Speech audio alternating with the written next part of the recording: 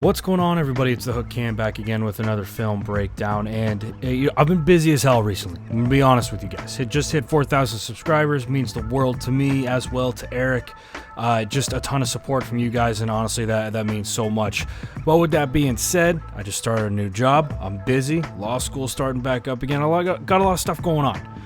So the other day I put out a community post just saying thank you to everybody for all the support, and I was asking for some ideas. And in fact, if there are any ideas that you would like me to do as a film breakdown, go ahead and throw them at the bottom of this video in the comment section. I'd be happy to check them out. Now, Papa Beanos 21, hopefully I'm saying that right, gave the idea of how can James Connor and Juju Smith-Schuster bounce back from their year last year, and I actually thought that was a really good idea. So first and foremost, shout out to you, Papa. Appreciate you. Great idea. Now, with that being said, let's dive on in here. I'm going to try and keep this within, a decently short video, but we are breaking down two people, and I'm kind of giving my thoughts and opinions on both of them, so hopefully this won't take forever. Now, with that being said, I would love the support to keep up, and if you could subscribe to my channel, The Hook Cam, that would just mean the world to me, as well as the Jackson Kruger Sports. I'm sure that this will end up on his channel as well. If you could just show us some love, hit that subscribe button, that would just mean the world to both of us. Now, diving in to James Connor, comes out last year out of nowhere, surprises the hell out of everybody. Le'Veon Bell's holding out. Or excuse me, 2 years ago, Le'Veon Bell holds out. How are the Steelers going to recover? No problem. James Conner says, I got you. Not a big deal. And with this first play right here, this is power, and I think that this is something super standard that I love to see backs run and do it well with. And a lot of it is being able to be patient, keep it in the A gap, and work from there. Now, on this play, when we watch it from the end zone, we'll see the fullback kick out, the tight end work down, boom, boom, right? We're working here, we're kicking out, right? We're working upfield with this guard on this pole. And the biggest thing I look for with backs is keeping this thing tight, right? Keep that thing tight, follow those double teams, follow your guard, and then break that thing and get upfield for a big gain. Great job from James Conner early on. And really, the question that Papa Beanos asked was, how can he return to what was happening last year? What happened to that? And James Conner really does a phenomenal job of both running and receiving the football. And I really think that as last year went along, and as we saw with some of this film, what the Steelers were doing is they were putting him in a situation where he had options as a back, really the same way that they would deal with Le'Veon Bell, right? We're going to let you decide where to go on this. And this is actually a really cool play drawn up. I think that this is really cool. So basically what he does, it's almost like a delay, and they're going to take inside zone steps everywhere. Working up here, working here. I believe these two are comboing up to there. We're working right here with 81. It's basically a delay, right? We're going to stay pat with 66 and then work up to this backer. This defensive end works inside, so we'll take him and work him inside. Gives James Conner options. Same thing that they do with Le'Veon Bell. And I think that that's really where James Conner excelled, was when he had options and when he could really manipulate backers. This is just a really simple split zone from the Pittsburgh Steelers. Right, and we split this thing right down the middle. We're going to give this backer a lane to come up and make a play in. However, we have someone there to block him. James Conner does a great job of bouncing this thing, coming up field, and then bouncing this thing to an outside gap. And that's really the key to running inside zone, especially in today's NFL. Press that thing A gap, then you can bounce and make your decisions from there, right? As long as you're pressing to the heels of the offensive line, that's where we're really going to start gaining yardage because they don't have anybody there. Now, in this situation, again, something I think the Steelers did really well 2 years ago with James Conner that they didn't do as well last year, and we'll get into some of the film from last year, is I think that they manipulated the box really well. So in this situation, we got a 2x2 set from the Steelers. Obviously, we've got 10 personnel from them. And again, the Chargers are giving us kind of a nickel look here. Now, a cool play, they're going to down block with their guard, pull with their center up here, and then work with their backside guard up to 31. Mismatched in size for sure, and then James Conner's able to pop that thing off for a really nice gain. So I think that the Pittsburgh Steelers last year did a really good job, 2 years ago, did a really good job of manipulating the box and trying to empty out that box and give a much more favorable matchup for James Conner. Now, this year they tried to do that as well. However, the threat of Big Ben wasn't there this year, right? So here's an inside zone look from James Conner against the Ravens. And once again, give him options. It's what I think that he does so well with. Give him the keys, let him go. So he comes upfield, he presses this thing to the heels of the offensive line. He sees this gap in the back right here, and he's going to pop this thing backside. Now, yeah, he probably could have kept it a gap right there. I don't think there would have been any problem with that. However, you understand how when you give a guy like this options, he's going to go with it, cuts upfield. I believe that was a 7 or 8 yard gain. Really, really good job from him. Once again, giving the guy options. And that's why I think that they kind of got away from their power and counter running game. The Steelers still do run a ton of long trap and counter.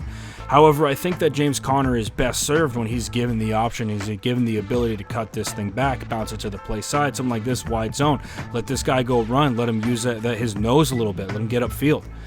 Now, here's a little bit of what they did last year and why I think it kind of handcuffed them. I think that it became very, very obvious when the Steelers were going to run the rock. So we look at this game against those Seahawks in week 2, and pretty clear here, we're going to pound the football. Right? We've got our 6 offensive linemen in. We got 12 personnel, 2 tight ends, 1 back, and they run long trap, which all long trap means is that I believe they pull their guard or their tackle actually, and they're going to trap the end man on the line of scrimmage, give them a little misdirection in the backfield, and then we're upfield trying to crease this thing right in between where the kick out was and where that down block was supposed to be. Now, Jadeveon Clowney's a freak, and he's able to get off on that and make a play, but it just really seemed to me when watching the film last year very, very painfully obvious when they were going to run the rock. Right, and I think that when you do stuff like that, it really handcuffs your running back. And this was a formation that the Steelers went in and went to very, very frequently near the end of last year. Right, they went into this bunch look, and I understand why they do it. It's a popular formation. However, it just became kind of obvious when they were going to run the rock. Right, when they went into that, it was really only a couple things they were going to do. It was really only their inside zone and a long trap that they were going to try and run. Right, inside zone after inside zone. And then on top of that, another reason why James Conner just wasn't as effective is his health. He just wasn't as healthy last year. And it's tough to go and be a running back in the NFL and take the beating week in and week out and still expect to perform well. For James Conner to really return to what he was 2 years ago, I think that the best thing for the Steelers would really be to try and manipulate the box. Try to match up better with your personnel, right? Give them looks like this right here where we've got 4 receivers on the field. You're going 10 personnel. Try and get them into their dime and nickel packages and run against that instead of, lining up in 12 and 13 personnel and trying to run long trap and inside zone. And I think that they do have the guys to do it. That's really the first thing I think for the Steelers and for James Conner to get back is to try and match up better personnel-wise against that box. The second thing is just he's got to stay healthy, which is really tough to do for a running back week in and week out from the NFL. Another thing is just I would really rely on my inside zone. I really would. I would run inside zone with a wham. I would run split zone. I would give James Conner as many options as possible to go and make yardage and to gain yardage on a play like this. And this, I think, is a great example. We've really already broken this play down. But again, just his ability to press the heels of the line of scrimmage, get upfield and really, eat up yardage once he can get linebackers to commit, I think is really special.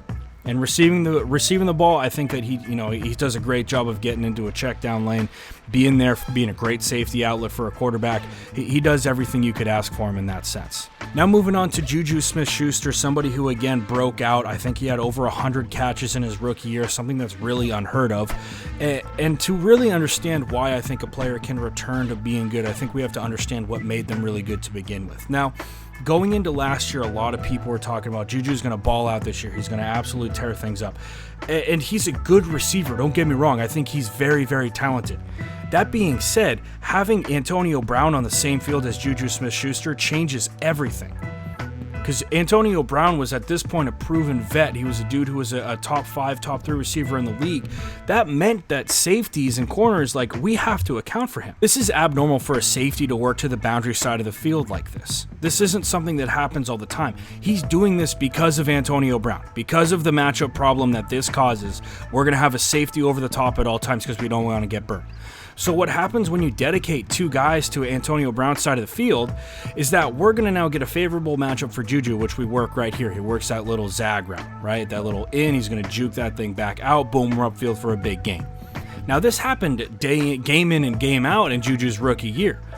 And really when you combine Juju with Antonio Brown, it puts safeties and corners in a pickle. This is another great example. As a safety and as a defensive coordinator, where are you going to design your coverage? Who are you going to bracket, Juju or Antonio Brown? Well, we know Antonio Brown is going to torch us because he's been in the league for a number of years. This rookie, we're going to try and beat him one-on-one, which is exactly what happens here.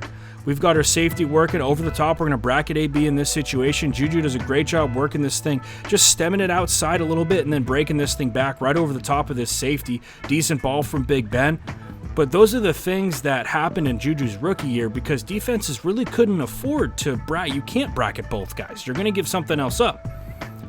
Now, when you look at his catch and run ability, obviously it's next level, and that's not really something that I'm going to hit on a ton in this because, like I said, there's no denying that Juju's a phenomenal athlete. He's really good. However, the coverage that he was getting his rookie year as opposed to his sophomore, his last year, right, were two different things. And this is, I think, the best example. This is a 98-yard touchdown from Juju, okay? Look at where the safety is. We're going to try and bracket AB. We're going to, as a defensive coordinator, which means that you're going to get one-on-one with Juju, right? Big Ben just lofts one out there. That safety, there's no way that safety is going to get there. And once again, yards after the catch ability. I think he's one of the best in the league. So really, how can we help Juju? What's the best way to work Juju Smith-Schuster into more space? What happened last year, and how can he get back to what he was? And we just kind of look at the coverage from last year, right? Again, we're working, I think this was more like a read 2 coverage where they're going to read what the number 2 does. He goes to the flat, so the corner works with them, and then we're going to work to kind of bracket that side of where Juju is. Really just kind of, you're just trying to sink to get in front of wherever his running lane's going to be. It wasn't like Mason Rudolph wasn't looking for Juju. It was more the fact that the coverage was there. And when the coverage wasn't there, bad quarterback play, I think, was a monster effect on Juju Smith-Schuster. Balls were too far. They were too far outside. He couldn't make a play on it. Here's a really good example. This is the 3rd down and short, and I love this play call. This is awesome. A quick play fake from Mason Rudolph here. Juju's going to come up and work across the field. This is dialed up perfectly. Great play call, right? Ton of space. You give a little pick right here. We got space to work with. Catch and run, baby. But where's this ball? In the dirt. So I think that in order for Juju to get back, I think Big Ben being back in the backfield is going to have a monster effect on that. And again, the coverage was there, but I think that they could really scheme Juju into more openings. That's possible. You can work out a bunch. You can create that traffic. Run your mesh routes, right? Plays where it's all about really catch and run ability. And here we go right here. There's another good example of just bad quarterback play. We got one-on-one at the top. I believe we have Duck Hodges in playing quarterback. And this ball is severely underthrown. There's space there for Juju to run and make a play on that football, but he can't because that ball doesn't get there. So really for Juju, I don't think that it's so much what he can do to be better. I think that it's the better quarterback play is obviously going to help him out a ton. And I think the Steelers did a phenomenal job in weeks before. We look at this first game against the Chiefs from last year when they did have AB. But again, look at the confidence that we have in our quarterback in this situation, right? We got 11 personnel here, 3 wide, and really we're just trying to find our matchups. And to me, I just think maybe Mason Rudolph just failed in this situation. Personally, I don't know, but it just seemed like quarterback play was a major effect of why Juju couldn't get it done. And there's nothing crazy with this route. We're just working it back out to the sideline, catch a run, we're good to go. So I think that quarterback play is going to have a major effect on Juju's numbers, and I think that he's going to return with the better quarterback play. I just think that that's how it's going to be. Now, it's still going to be tough because of the coverage, but if you can help scheme that guy open, right? Give a lot of bunch sets, create that traffic, right? Get him into situations where, hey, it's 3rd and long. We know they're going to go into cover 4, read 2, or cover 6 on 3rd down. I think stuff like that's going to happen, and it'll help out, and Juju will definitely return to being one of the better receivers in the NFL. So with all that being said, guys, I'm the Hook Cam. I hope you enjoyed this video. I hope that it was everything you could have ever desired for a Steelers video, kind of venturing into new territory there. So if you did enjoy, if you could hit that like button, hit that subscribe button, that would mean the world to me as well as to Jackson Krieger Sports. That's all I got for you guys today. Steelers fans, if you enjoyed this video, go ahead and share that thing, man. I would really appreciate getting my name out there to some more Steelers fans. I did enjoy doing this video a lot, so let's hope that we can get some more coming down the pipe. But with all that being said, guys, that's all I got for you today. I'm the Hook Cam, and I'll see you next time.